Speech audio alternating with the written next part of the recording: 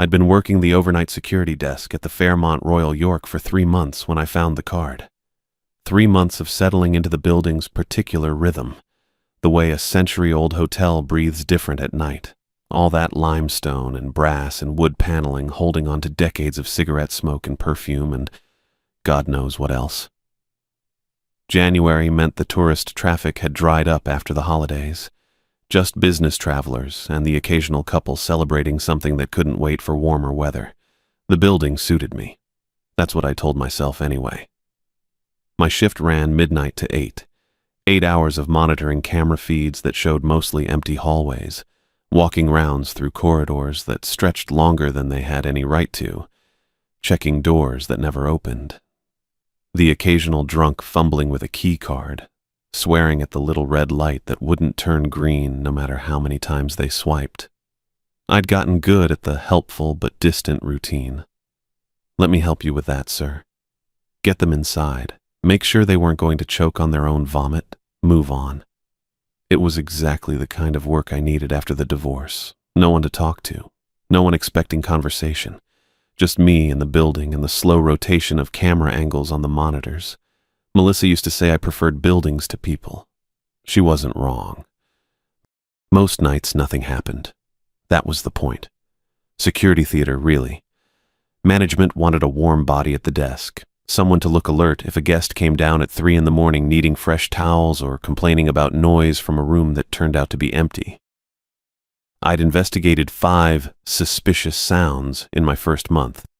Every single one was old pipes, or the building settling, or wind coming off Lake Ontario and finding its way through window frames that predated modern weatherproofing. The pay was decent, better than I'd expected for overnight work. The benefits were solid. I could do the job half asleep, which I often was. I found the card during my 2 a.m. rounds, 2nd floor, east wing. I'd just checked the stairwell door, locked, same as always, and was heading toward the elevator bank when I felt something stiff in my jacket pocket. Inside the pocket, not sitting on top.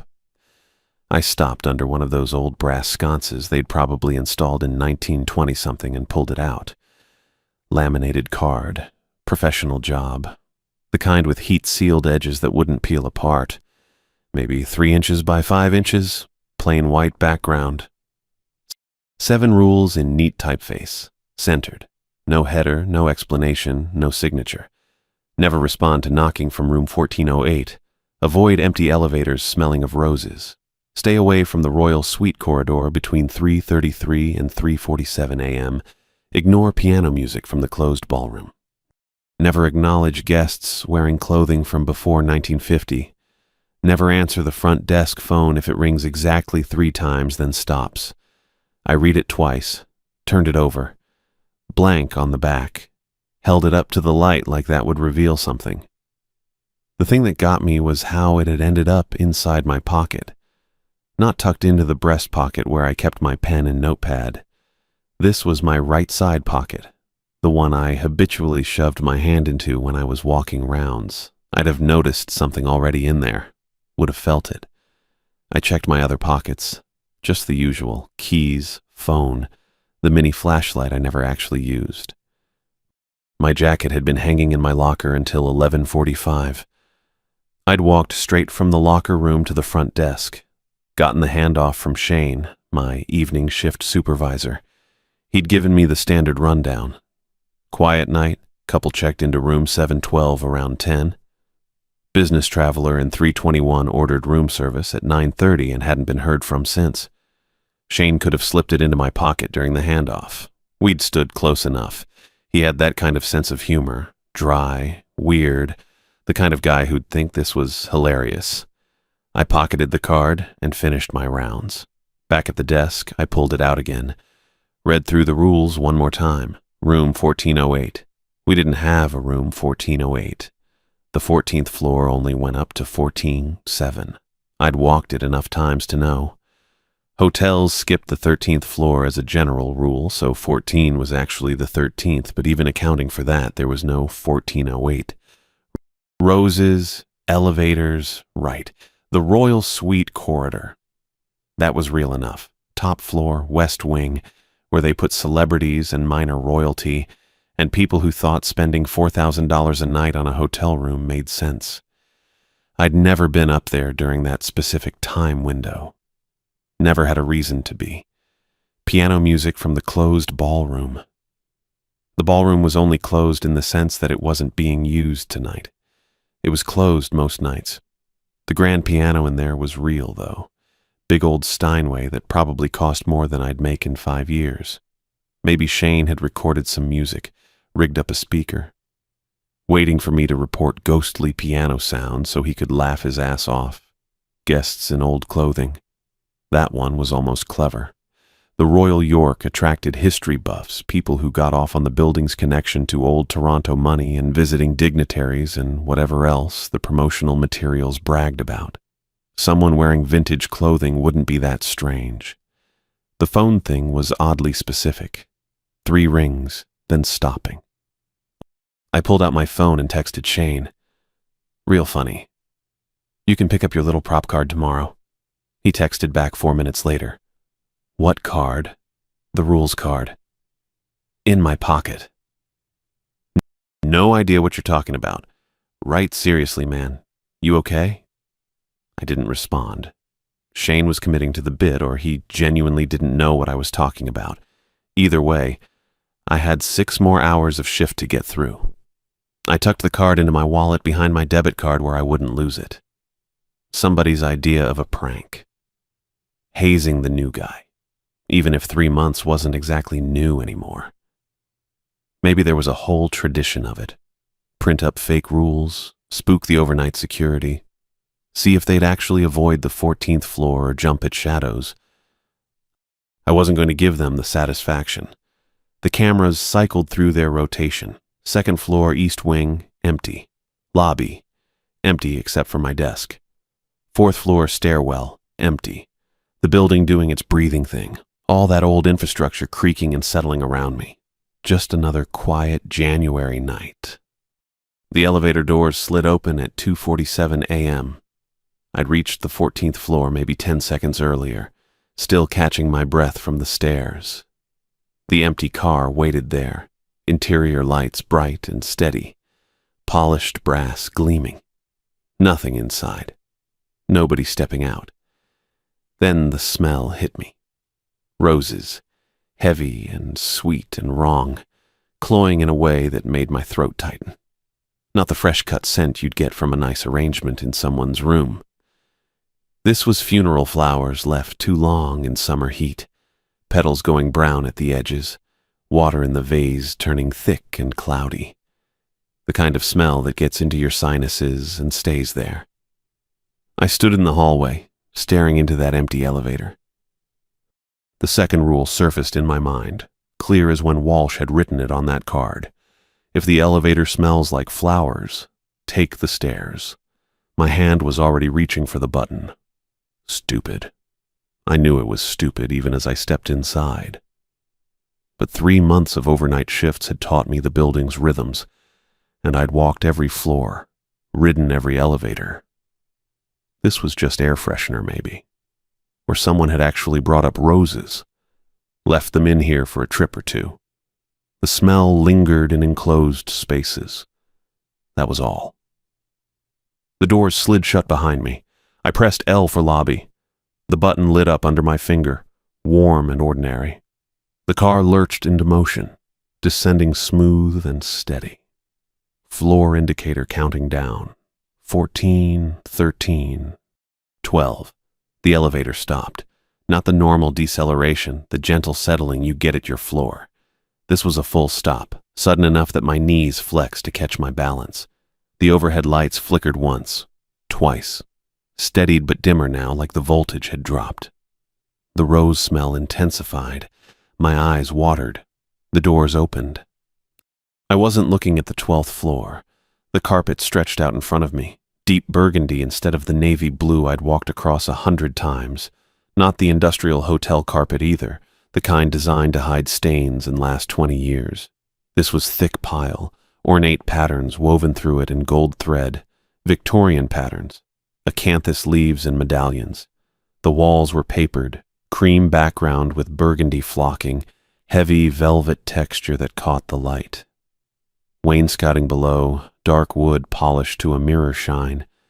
Gas lamps. Gas lamps flickering in brass sconces along the corridor, actual flames dancing behind cut glass shades.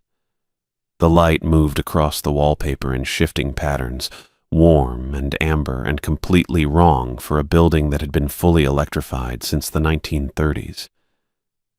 I couldn't move. Stood there in the elevator doorway, one hand braced against the frame. The metal felt real under my palm, solid. The same temperature as always. The hallway stretched away in both directions, longer than it should be. Doors at regular intervals, dark wood with brass numbers. I couldn't read them from where I stood. The light wasn't steady enough.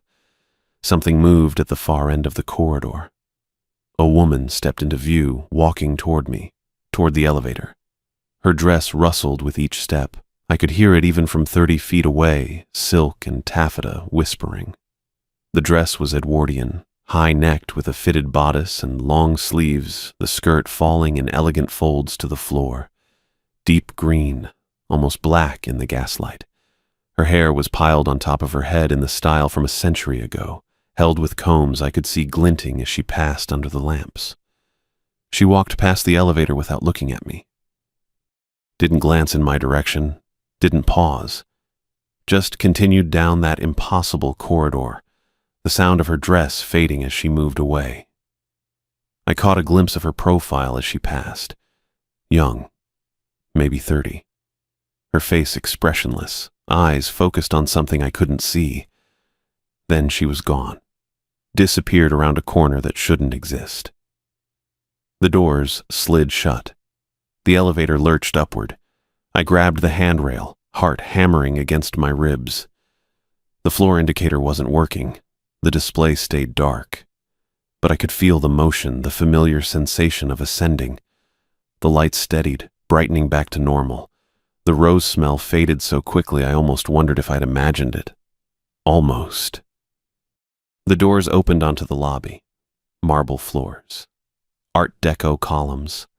The front desk to my left. My security station to my right. Every light exactly where it should be, casting the same shadows I'd memorized over 3 months of overnight shifts. The grandfather clock against the far wall reading 2:49. 2 minutes. I stepped out of the elevator on legs that felt uncertain, like I'd been sitting too long and the circulation had to come back. The car doors closed behind me. The elevator sat there, quiet and ordinary, brass doors reflecting the lobby lights. 2 minutes had passed since I'd stepped inside on the 14th floor. Felt longer. The memory of that corridor stretched in my head, elastic and strange. The burgundy carpet, the gas lamps, the woman in her Edwardian dress walking past without seeing me. It sat in my mind wrong, too vivid and too hazy at the same time, like trying to remember a dream that had felt completely real while you were in it. I walked to my station, sat down. The chair creaked the way it always did. The front desk phone rang. One ring, sharp and clear in the silent lobby. I turned my head to look at it, watched the light blinking on the console. 2 rings. The 6th rule came back.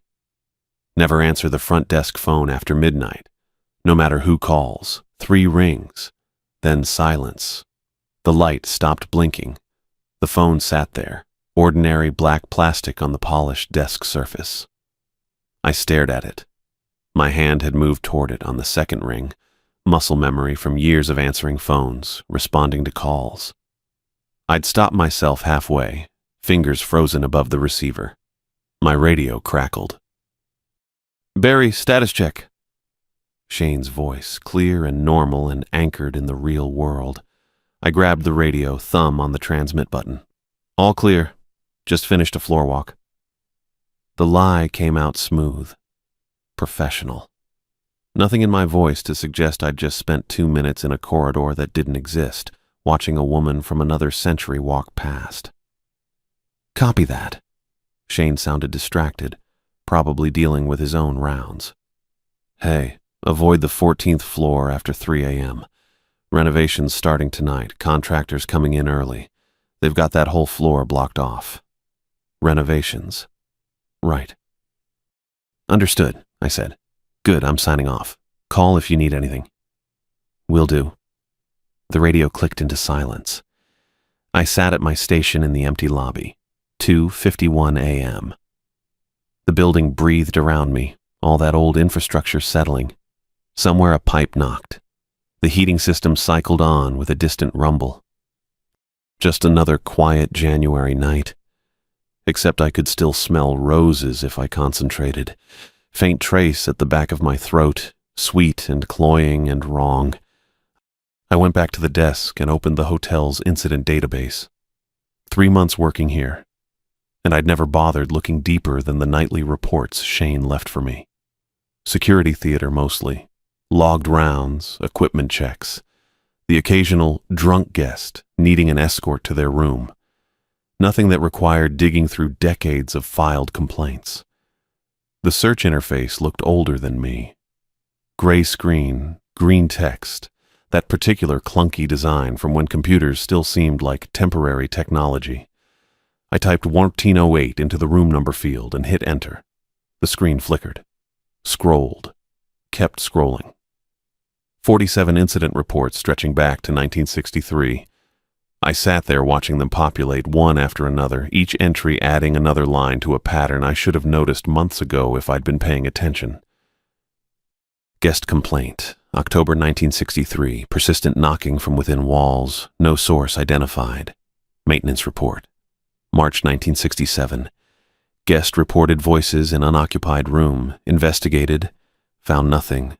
Security log, July 1972. Guest requested room change due to watched feeling, accommodated without incident. The language changed across decades, but the content stayed consistent. Knocking, voices, that sense of being observed. Different guests, different years, same room. Management kept renting it out anyway, kept logging the complaints, kept pretending 47 reports over 26 years didn't form a pretty clear picture. I scrolled faster, the dates blurred together until I hit the final entry. January 15th, 1989. Incident type. Fatality. My hand stopped on the mouse. The report was longer than the others. Guest Jackson Manning, 47, businessman from Detroit. Checked in January 12th for a 3-day stay. Complained to front desk on the 13th about noise, knocking, voices, the usual catalog. Staff offered to move him. He refused, said he'd paid for the room. Wasn't going to let hotel nonsense disrupt his schedule.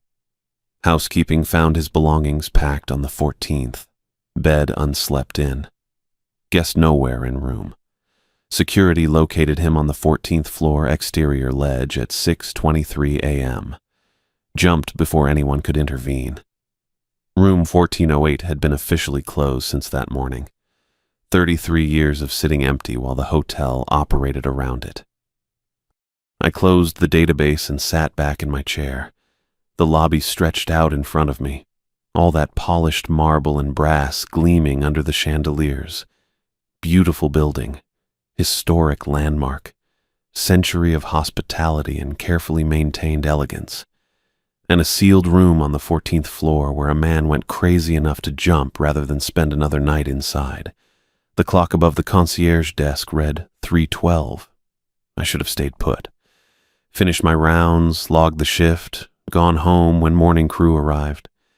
That's what the rules said. What Shane had been pretty explicit about during my first week. Weird stuff happens at night in old buildings. You ignore it, document anything physical, never investigate sounds. Then I heard the piano. Faint at first, drifting across the lobby from somewhere past the closed restaurant, that particular tinny quality of live music filtered through distance and walls. Upbeat tempo, jazz arrangement, the kind of thing you'd expect at a wedding reception or New Year's party. Except the hotel had no events scheduled. I'd checked the bookings myself at the start of shift. January was slow season, couple dozen guests scattered across 800 rooms, everything else dark and quiet. The music got louder. I stood up. The melody resolved into something recognizable. Ain't She Sweet, played fast and bright by what sounded like a full band, trumpet, clarinet, drums keeping energetic time. The Canadian Room, I realized, had to be. Only ballroom on this floor, and the sound was coming from that direction. Shane's voice in my head. You hear music, you don't hear music. You see lights, you don't see lights. I walked toward it anyway. The restaurant was dark as I passed, chairs stacked on tables, that closed-up smell of commercial kitchen and stale coffee. Past the gift shop with its security gate pulled down, past the corridor leading to the business center. The music grew clearer with each step. Not just piano now, but the whole arrangement. Brass section punching through the melody while someone on drums laid down a driving rhythm. The Canadian Room doors stood open. Golden light spilled across the hallway floor. Warm and buttery, the quality of old incandescent bulbs. Nothing like the LED retrofit the hotel had installed last year. I could see movement inside. Shapes passing through that amber glow. Shadows that resolved into people as I got closer. The ballroom was full. I stopped in the doorway and stared. Couples dancing across the parquet floor, dozens of them, moving in that synchronized style you see in old movies. The women wore drop-waist dresses with fringe that swayed when they spun, headbands with feathers, long pearl necklaces that caught the light, men in tuxedos with tails, white gloves, hair slicked back with pomade. They foxtrotted and Charleston through the space with practiced ease, faces bright with laughter. On stage, the band played. 7 pieces: trumpet, trombone, clarinet, piano, drums, banjo, double bass, all of them in matching burgundy jackets, all focused on their instruments with the concentration of professionals mid-set. The chandeliers blazed overhead. Every fixture in the room burned at full brightness, crystal pendants throwing rainbow refractions across the dancers below. I knew the Canadian Room had been locked for 2 weeks. Renovation project, something about refinishing the floor. Shane had mentioned it in passing. Don't bother checking that section. It's sealed up tight. Contractors start next Monday.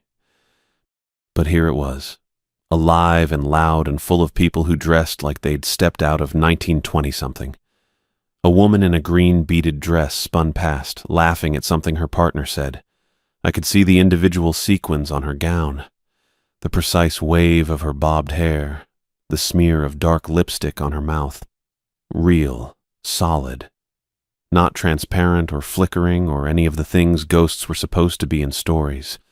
The song ended. Dancers applauded, the sound of it echoing off the coffered ceiling. The band leader counted off the next number. Someone touched my elbow. I turned. A man stood beside me, shorter than me by a couple inches. Slight build in a burgundy and gold uniform that matched the bellhop outfit I'd seen in old photographs from the hotel's archive. Brass buttons down the front, gold piping on the shoulders. A small pillbox cap perched at an angle on his slicked dark hair.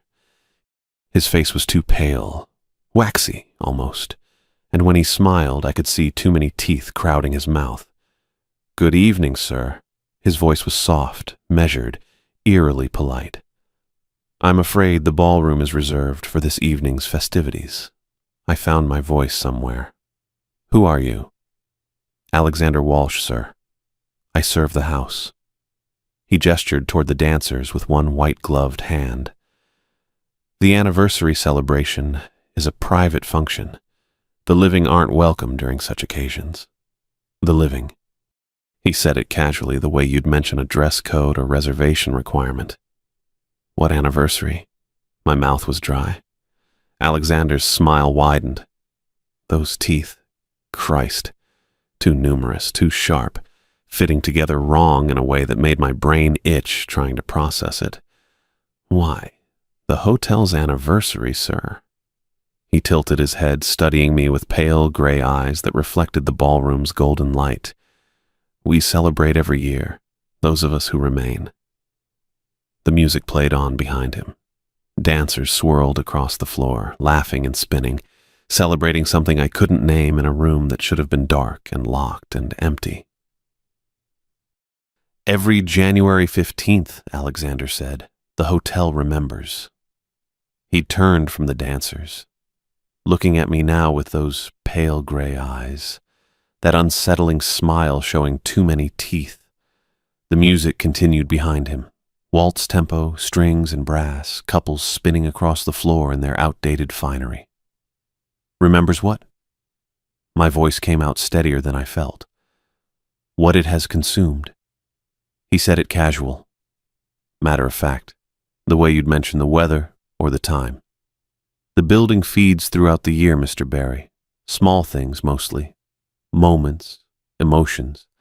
The occasional unfortunate who wanders too far from the well-lit paths. But on the anniversary, he gestured toward the dancers. On this night, it digests, processes, relives every morsel. The temperature had dropped. I could see my breath now, faint clouds in the ballroom's golden light. Anniversary of what? The fire. Alexander tilted his head. January 15th, 1928. The original Fairmont Royal York opened its doors 3 weeks later, but this building, the true building, it was born that night. Fed well from the beginning. I'd worked here 3 months, walked these halls every night, 5 shifts a week. Shane had never mentioned a fire. The hotel literature in the staff room talked about the grand opening in February 28, the architectural significance, the famous guests over the decades. Nothing about a fire. You're saying... I'm saying you should check the date, Mr. Barry. That smile widened. You did forget to look, didn't you? So focused on your rounds, your reports, your careful documentation, never once checking your calendar. My phone sat heavy in my pocket. I didn't want to look.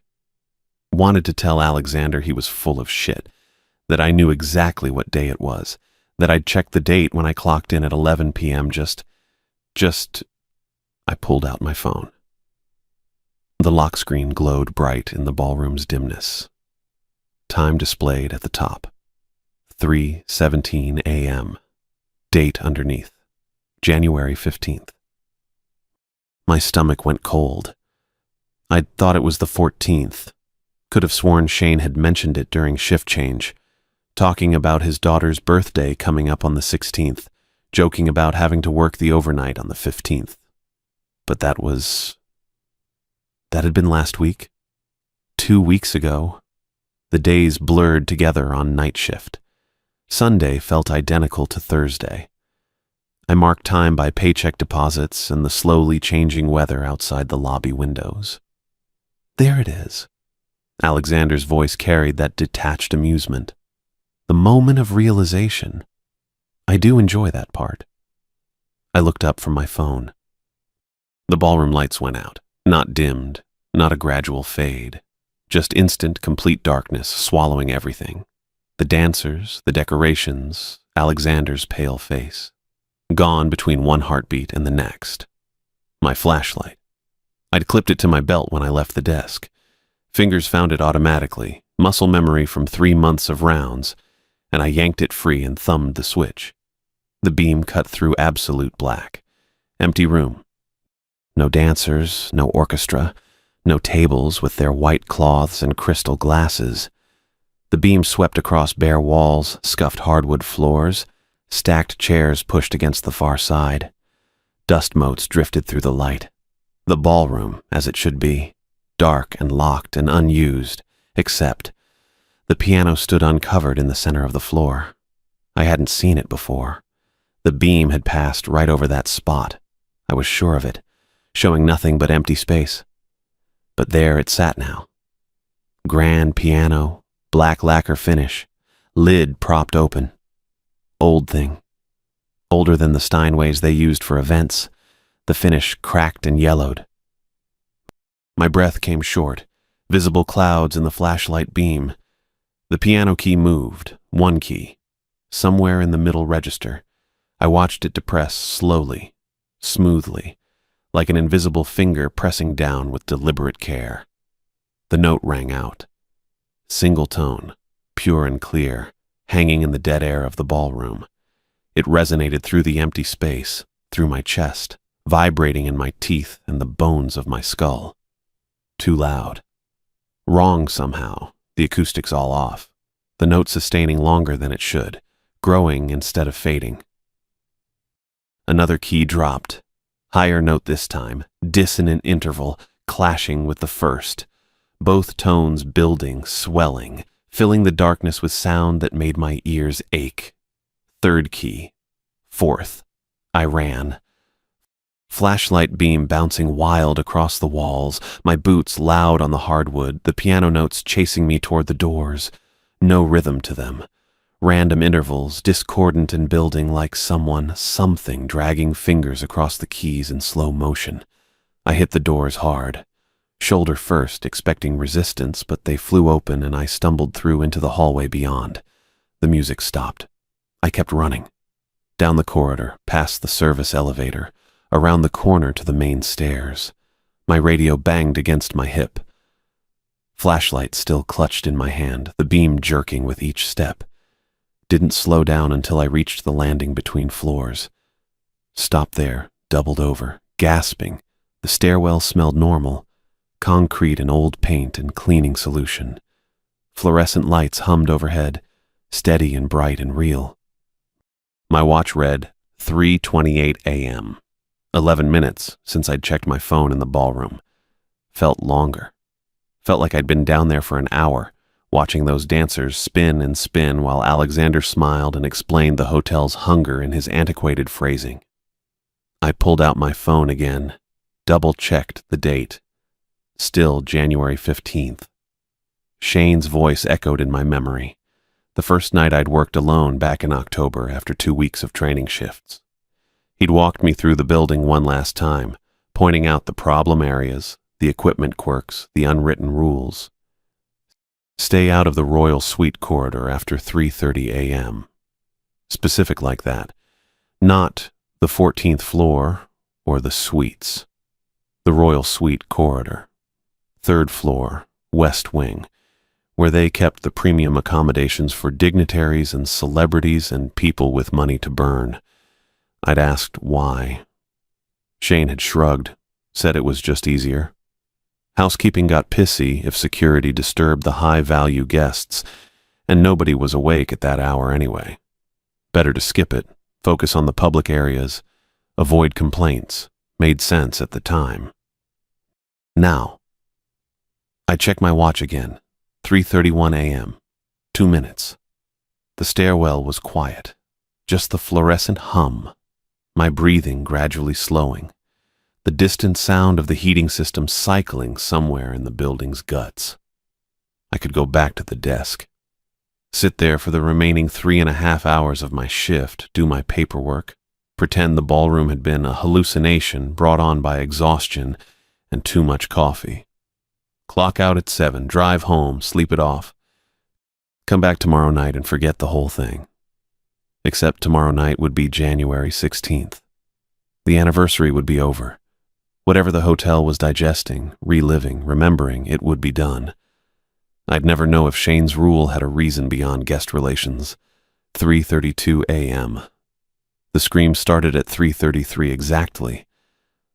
I was still in the stairwell, one hand on the railing, trying to decide whether to head up or down. The sound came through the walls, distant but clear, a woman's voice, raw with absolute terror.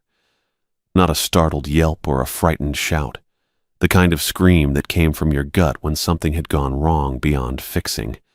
It cut off mid-breath. The silence after was worse. I stood there, gripped tight on the railing, listening to my pulse hammer in my ears. The scream had come from above. 3rd floor, West Wing, had to be. The acoustics in the stairwell carried sound weird, but I'd learned the building's quirks over 3 months of overnight rounds. Royal Suite corridor. Shane's rule, the one I'd followed without question for 90-some shifts. My radio crackled. Static first.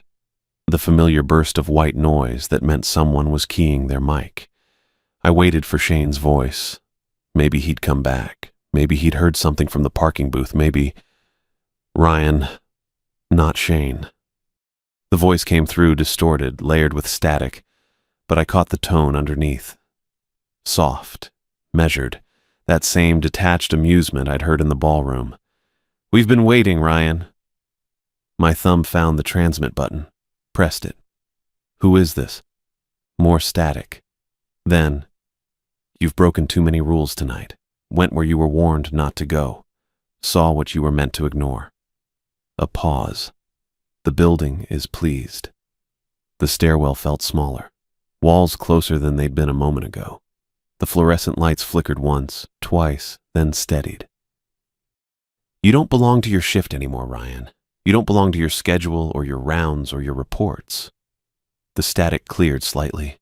The voice came through cleaner. "You belong to us now, to the building. It's been hungry for someone like you. Someone curious, someone who asks questions, someone who doesn't listen to good advice." I should have run. Should have bolted down the stairs, out through the lobby, straight to my car and then home and then anywhere but here. I couldn't move.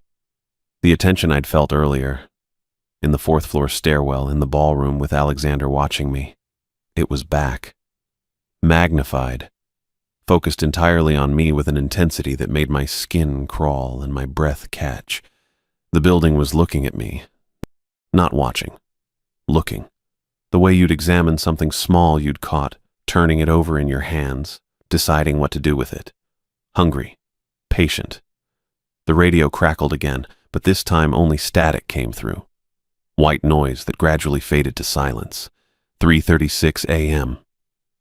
I stood in the stairwell, flashlight still clutched in one hand, radio quiet on my belt, and felt the Fairmont Royal York's full attention settle over me, waiting to see what I'd do next.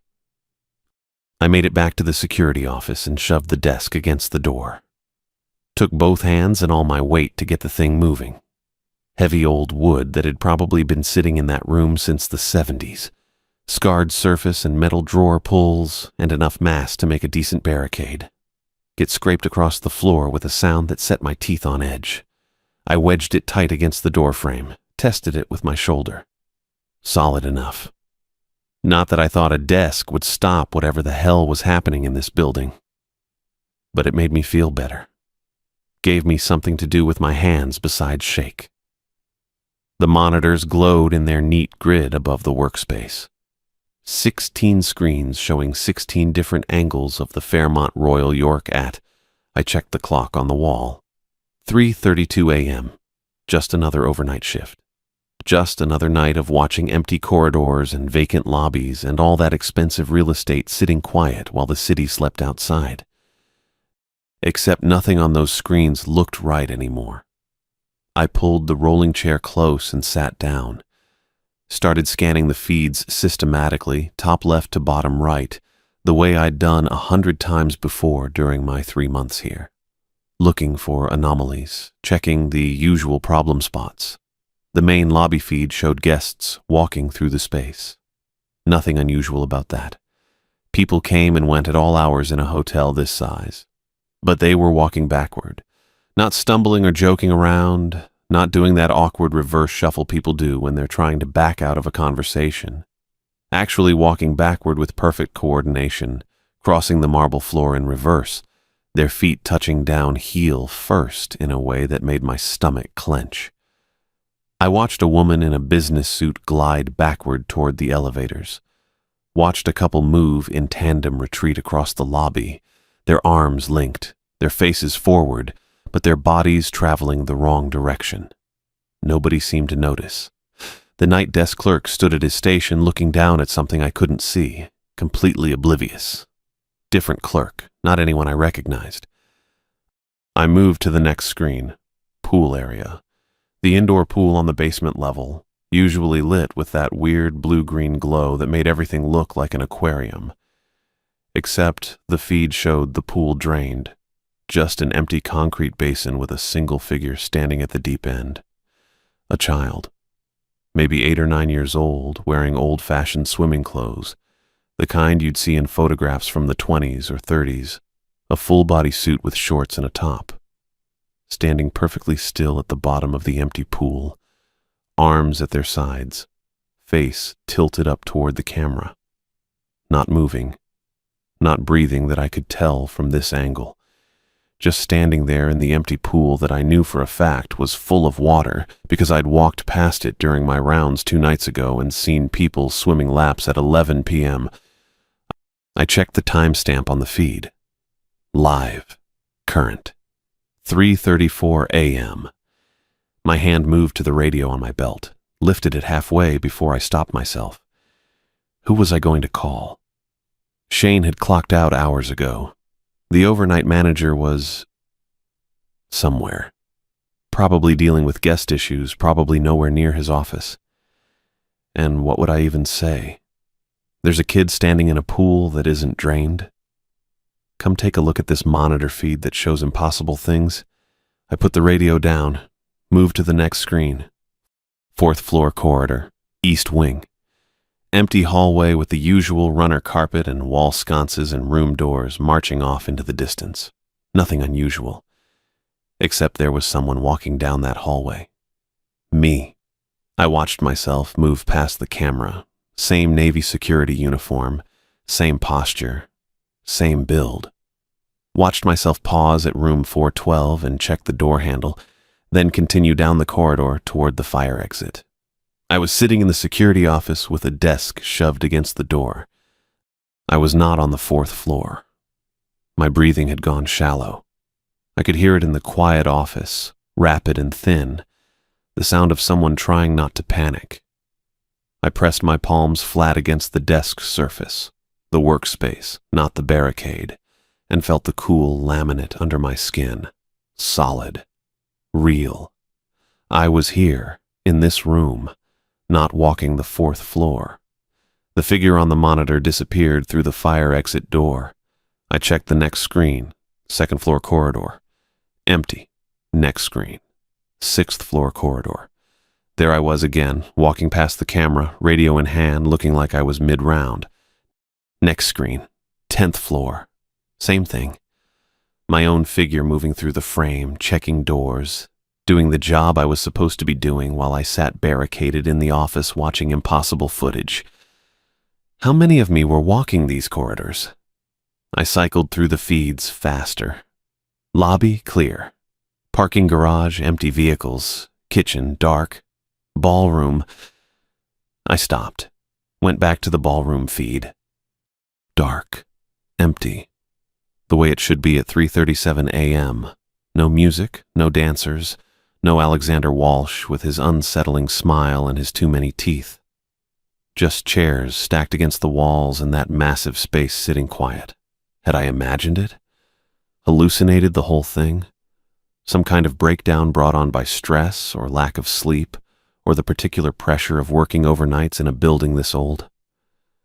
I rubbed my eyes. Felt the grit there, the exhaustion pulling at the edges of my thoughts.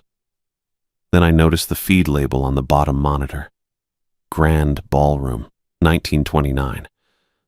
Not a location label. A date. I leaned closer. The timestamp in the corner read January 15th, 1929, 11:47 p.m. The footage showed the ballroom full of people, hundreds of them, all dressed in formal wear from that era. The men in tuxedos and the women in dropped waist dresses with beaded fringe. A full orchestra played on the stage. Couples danced. Champagne flowed at a long table draped in white linen. The grand opening. Had to be. The Fairmont Royal York had opened in 1929. Biggest hotel in the British Commonwealth. Pride of Toronto. I'd read about it during my first week, looking up the building's history during a slow shift. But this footage shouldn't exist in the security system. Hell, this footage shouldn't exist at all. Film cameras in 1929, maybe, but not integrated into a digital monitoring system 90-some years later. Not playing back on a feed that was supposed to show me current, live surveillance. I watched the party continue. Watched the dancers spin and the orchestra play and the champagne glasses rise in toasts I couldn't hear through the silent feed. Then I saw him, Alexander Walsh. Standing at the edge of the crowd wearing that same burgundy and gold bellhop uniform, his pale face turned toward the camera, looking directly at the lens with those gray eyes and that smile showing too many teeth. staring at me across 94 years. He didn't move. Everyone else swirled and danced and celebrated around him, but Alexander stood perfectly still, his gaze locked on the camera. On me. Like he'd known I'd be sitting here in this office watching this impossible footage, like he'd been waiting all this time for me to see. The phone rang. I jerked back from the monitors. The sound cut through the office. Old-style landline ring, loud and mechanical and wrong at 3:41 in the morning. It rang once, twice, 3 times, then stopped. I stared at it. Black desk phone with a coiled cord and a row of buttons for different lines, the kind of equipment that had been standard in offices for decades. The receiver sat in its cradle, silent now.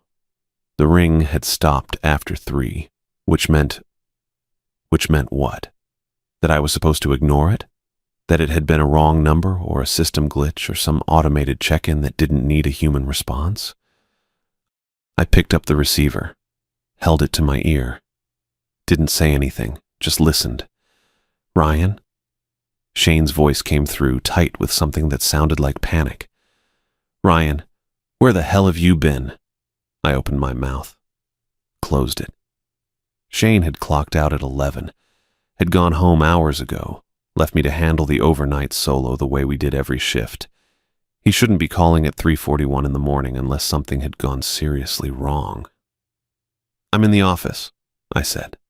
My voice came out rough.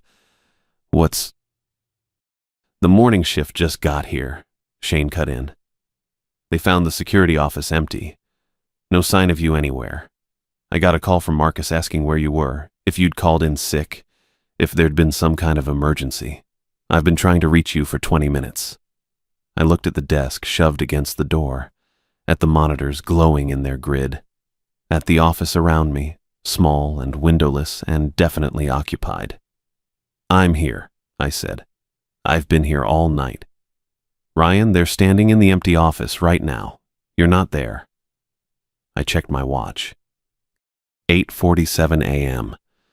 The second hand swept around the face. Smooth, mechanical movement, the kind you could trust. I'd checked this same watch in the stairwell outside the ballroom. When? Earlier tonight. Had to have been earlier tonight. I'd looked down and seen... What time had it been? I couldn't remember. Couldn't pull up the image of the watch face, couldn't recall the specific numbers. Just the general sense that it had been late, 3-something, maybe 4. Now it read 8:47 a.m. 6 hours. 6 hours had vanished while I'd been sitting in this office watching impossible footage and barricading myself behind a desk that apparently no one else could see. "Ryan?" Shane's voice had changed. Softer now. Careful. The tone you'd use with someone who might be having a breakdown. "Where are you? Just tell me where you are and I'll come get you." I looked at the monitors. The feed labeled 1929 showed static now. Just gray and white noise, no ballroom, no dancers, no Alexander Walsh staring at the camera. The other feeds displayed normal security footage, morning lobby activity, guests checking out, the pool full of water with the early lap swimmers doing their laps, no child standing in an empty basin, no backwards walking guests. No multiple versions of me patrolling corridors I hadn't walked. "I don't know," I said. Hung up the phone. My watch still read 8:47. I sat in the security office with the desk shoved against the door and 6 hours gone from my life and absolutely no memory of where they'd gone. I'd been here. I knew I'd been here. Had felt the chair under me, the cool laminate under my palms, the grit in my eyes from exhaustion and stress. But I hadn't been here at all. The morning shift had found the office empty. Shane had gotten a panicked call. They'd been looking for me while I sat barricaded in a room that apparently didn't contain me, watching feeds that showed things that couldn't exist, talking to a colleague on a phone that had only rung 3 times before going silent. I tried to trace back through the night, tried to remember the sequence of events that had led me here, the elevator opening on the 14th floor, the smell of roses, Alexander Walsh in the ballroom with his formal speech and his warnings about the anniversary. The hotel remembers, he'd said. What had it remembered about me? What had it taken during those 6 hours while I'd been here and not here, present and absent, watching myself walk corridors on monitors that showed impossible things? I didn't know, couldn't name it. But something had been taken from me that I'd never get back. Some piece of myself that the Fairmont Royal York had claimed as payment for surviving its anniversary.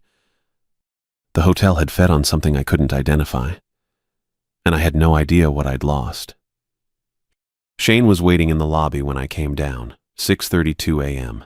Early light filtering through the tall windows along Front Street, turning the marble floors pale gold. The overnight shift almost over. Just another morning at the Fairmont Royal York, except Shane never stuck around this late, and he was holding something in his hands. An envelope, old paper, yellowed at the edges. "Ryan," he spotted me crossing the lobby. "Got a minute?" I'd spent the last hour in the security office, desk still shoved against the door, trying to write up what had happened, trying to find words for Alexander Walsh and the ballroom that shouldn't have existed, and the weight of the hotel's attention pressing down on me. The report sat abandoned on the desk, half-finished sentences trailing into nothing. Some things don't fit into incident logs. Shane looked rough. More tired than I'd ever seen him, circles under his eyes darker than mine, mouth set in a tight line. He wore his usual button-down and slacks, supervisor casual, but his collar sat crooked and his hair stuck up on one side. "Yeah," I said. "What's up?" He glanced around the lobby. Empty this early, just us and the distant sound of the kitchen staff prepping breakfast. The front desk wouldn't be staffed for another half hour. "Come here." Shane walked toward the windows, away from the security desk, away from the cameras. I followed. He held out the envelope. "Found this in the archives yesterday. Been thinking about it all night, whether to show you or not." The envelope felt stiff in my hands. Archival paper, the kind museums use. Through the translucent surface, I could see the edge of a photograph. "What is it?" "Grand opening gala," Shane said. "January 15th, 1929. Hotel's got boxes of photos from that night in storage. Historical society stuff, mostly. I was down there looking for..." He stopped, rubbed his face. "Doesn't matter. Just look at it." I pulled the photograph out. Black and white, 8 by 10, professionally shot. The ballroom, the real ballroom, the imperial room on the ground floor, filled with guests. Women in long beaded dresses, men in tuxedos, champagne glasses catching the light from massive chandeliers overhead. The crowd faced the camera, dozens of faces frozen mid-celebration, smiling and laughing, and toasting the Fairmont Royal York's grand opening. January 15th, 1929. 95 years ago. Almost a century of history captured in silver gelatin and paper. I scanned the faces. Strangers, all of them. Dead now, everyone in this photograph. Gone to dust and memory while the hotel kept standing. Then I saw him. Back corner. Left side. Partially obscured by the crowd, but visible enough. Alexander Walsh in his burgundy and gold bellhop uniform. Brass buttons gleaming. That sharp part in his dark hair. Standing with perfect posture among the celebrating guests. My hands went cold. "Keep looking," Shane said quietly. I moved my focus across the photograph, searching the crowd more carefully now, examining each face, each figure, my pulse starting to hammer in my throat. There. Right beside Alexander, maybe 2 feet away, standing at attention with his hands clasped behind his back, wearing a Navy security uniform with black boots. Me, my face, my angular features, my short black hair, my hollow cheeks. Looking straight at the camera with an expression I recognized. The careful, neutral mask I wore on duty, observing everything, giving nothing away. The photograph slipped in my grip. I caught it before it fell, fingers leaving prints on the edges. That's not possible. Yeah, Shane's voice came from far away. That's what I said too. I stared at my own face frozen in a photograph taken 95 years before I was born. Before my parents were born. Before their parents were born. January 15th, 1929. And there I stood in the back of the Imperial Room, wearing the same uniform I'd put on tonight, standing beside the thing that called itself Alexander Walsh. Both of us watching the celebration while the hotel's first guests danced and drank and had no idea what they were christening. The edges of the photograph felt sharp against my fingers. Could be someone who looks similar, I said. Heard how hollow it sounded. Shane shook his head. I thought that too, wanted to think that. Then I found 3 more photos from the same night. Different angles, different moments. You're in 2 of them. Same uniform, same position. Always near the edges, always watching. He paused. Always near Alexander. The lobby felt too bright suddenly, too exposed. All those windows letting in morning light. All that marble and brass and wood paneling. The hotel breathing around us. How long have you known about this? Found it yesterday afternoon. Spent my whole evening shift trying to figure out what it meant. Shane looked at me directly. Then I heard about the ballroom on 14. I went still. Security cameras caught you going up, he continued. Caught you coming back down an hour later. But there's a gap, 43 minutes where the 14th floor feed went dark. Just static. When it came back, you were in the stairwell looking... He stopped. Different. Different. Yeah, that was one word for it. I handed the photograph back. Didn't want to touch it anymore, didn't want to see my own face staring out from nearly a century ago, proof of something I couldn't explain and didn't want to accept. Shane didn't take it. Keep it. You should have it. Why? Because you survived. He said it flat, matter of fact. Because you made it through January 15th and you're standing here, and that means something. That means you got out. The laminated card sat in my pocket. Still there, still waiting. That careful handwriting warning me to stay away from a danger I'd walked straight into anyway. The card, I said. Someone left it for me. Someone who knew. Shane nodded slowly. There have been others, over the years. Security guards, maintenance staff, overnight workers, people who stayed too long, who were here on the wrong nights. Most of them just disappeared from the records.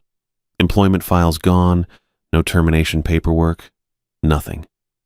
Like they never worked here at all.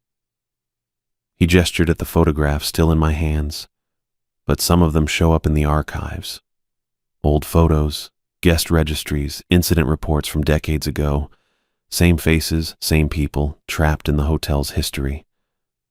The morning light slanted through the windows. Outside, Front Street was waking up. Traffic sounds, distant voices, the normal city rhythm starting another day. Inside the Fairmont Royal York, something else kept time. How long have you known? I asked again. About what this place really is? 5 years. Shane's voice went quiet. Figured it out my second January here. Started noticing the patterns, the missing staff files, the incidents that never got properly logged, the way certain floors felt wrong on certain nights. Did my research. Found the archives, found the photographs. He met my eyes. Found my supervisor from when I first started, guy named Martinez. Good man, taught me everything about hotel security. He quit after 6 months, and I never heard from him again. Let me guess. You found him in an old photograph. 1967. Hotel anniversary event. He's in the background wearing his uniform, standing in a hallway that doesn't exist anymore. Shane's jaw tightened. He's still in there, part of him, caught in the building's memory. I looked down at the photograph in my hands. At myself, standing beside Alexander Walsh, both of us servants to the hotel's hunger, both of us already claimed. The card hadn't been a prank. It had been a warning from someone who'd survived before. Someone who'd made it through January 15th and walked out and understood what they'd lost in the process. Someone trying to save the next person from making the same mistake. I'd ignored it. Stubborn and curious and too skeptical for my own good, I dismissed the warning and stayed anyway, and now part of me existed in a photograph from 1929, proof that the hotel had already claimed me long before I ever applied for the job. "I'm done," I said. Shane didn't look surprised. "Yeah. I'm quitting. This morning. Right now." "Good." He said it firm. Certain. "That's the right call. Get out while you still can." I pulled the laminated card from my pocket, held it up between us, that careful handwriting still legible. "Stay away from the 14th floor on January 15th.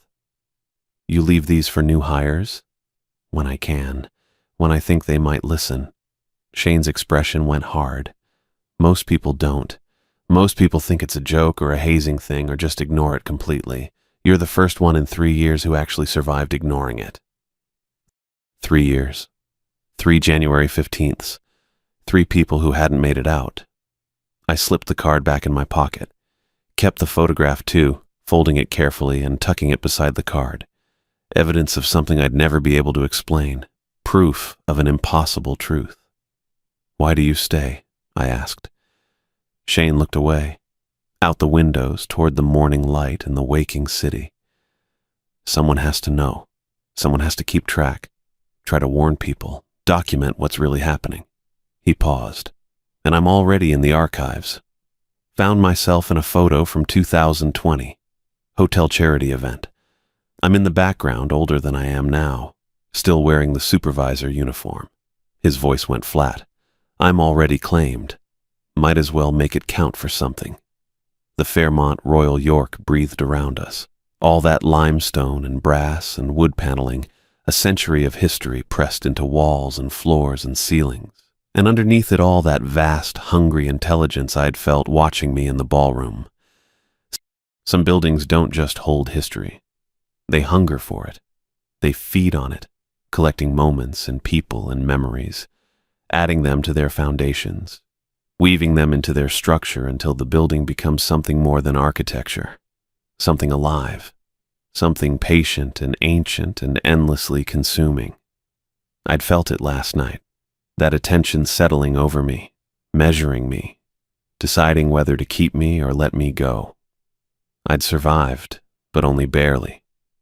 Only because some part of me had already been claimed, already existed in the hotel's memory, and taking all of me would have created some kind of paradox the building couldn't resolve. Or maybe it had just decided I wasn't worth keeping. Either way, I'd lost something.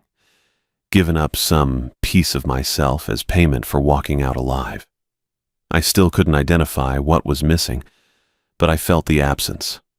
A hollow space somewhere inside me. A gap where something used to be. "Go home," Shane said. "Get some sleep. Come back tomorrow if you want to file official paperwork, but you don't have to. I can process it as a walkout. No questions asked." "Thanks. Don't thank me. Just get out of here."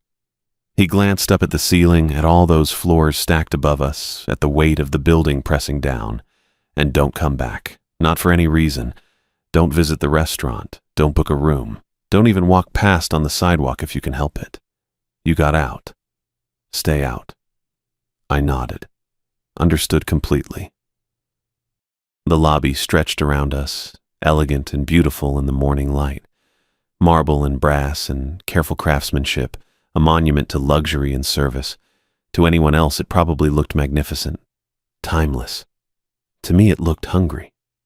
I walked toward the Front Street exit, crossed the marble floors one last time, past the security desk I'd sat at for 3 months, moved through the lobby that had seemed so impressive when I'd first started.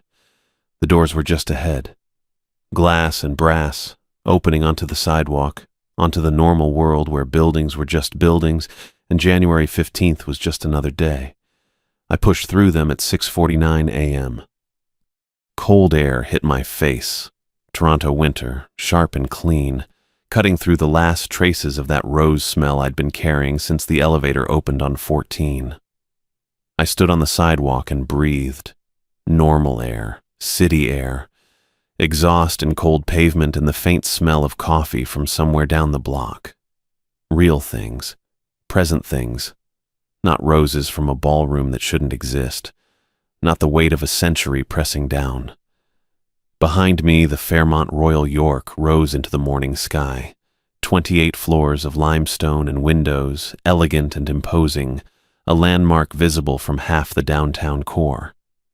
I didn't look back. The photograph sat in my pocket next to the laminated card, both of them proof of the same impossible truth. The card, a warning from someone who'd survived before, someone who'd made it out and understood what that cost. The photograph, evidence that I'd been claimed long before I ever walked through those doors looking for work, that some part of me had always belonged to the building, trapped in its memory, caught in its hunger. I'd escaped, but I'd left something behind. Some piece of myself that would stay in those walls forever, feeding whatever vast intelligence lived in the architecture. Maybe it was already gone, that missing part I couldn't identify.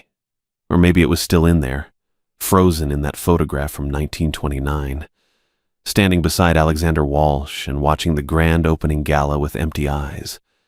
Either way, I understood now. Some buildings don't just hold history, they hunger for it.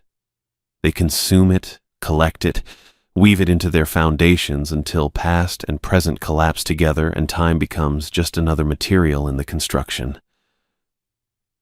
The Fairmont Royal York had fed on me, had been feeding on me since before I was born, reaching backward through its own memory to claim what it wanted, creating the conditions that would eventually bring me to its doors. I'd thought I was applying for a job. Really, I was just fulfilling an appointment made 95 years ago, but I'd survived. I'd walked out, and I wasn't going back. The morning was getting brighter, traffic picking up on Front Street, people heading to work, the city moving through another ordinary day. I turned west and started walking, leaving the Fairmont Royal York behind me. Knowing I'd escaped, knowing part of me would never leave, knowing that somewhere in the archives, in a photograph from 1929, I would always be standing in that ballroom beside Alexander Walsh, both of us servants to the hotel's endless hunger, both of us claimed by something that measured time in decades and fed on human memory.